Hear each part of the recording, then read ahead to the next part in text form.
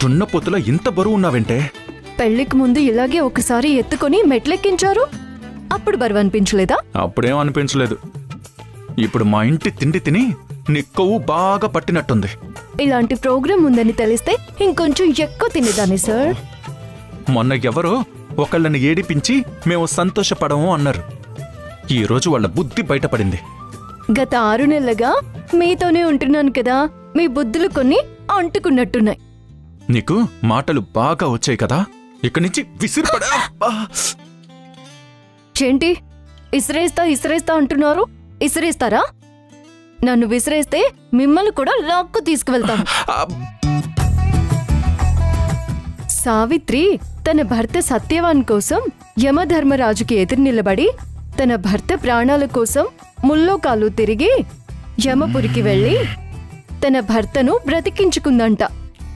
నేను ఆ సావిత్రిలాగే. పతివ్రతవే నువ్వు.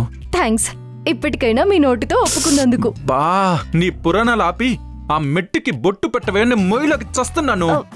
రండ్రా, అక్కడే ఆగిపోయారు. అలాగే బాగుందా మీకు? వస్తున్నావు నాన్నమ్మా. పెట్ట.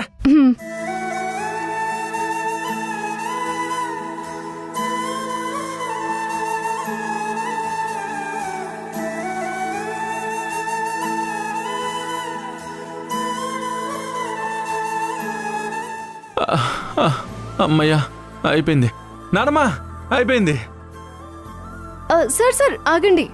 కింద 6వ మెట్టు మీద పెట్టానో లేదో డౌట్ గా ఉంది సార్.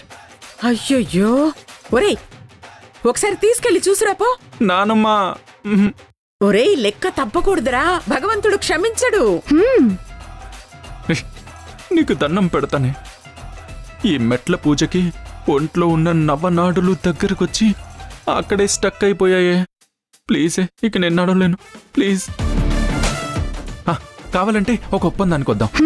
నేను నిన్ను ఏడిపించను, నువ్వు నన్ను ఏడిపించొద్దు. సరేనా? డీల్?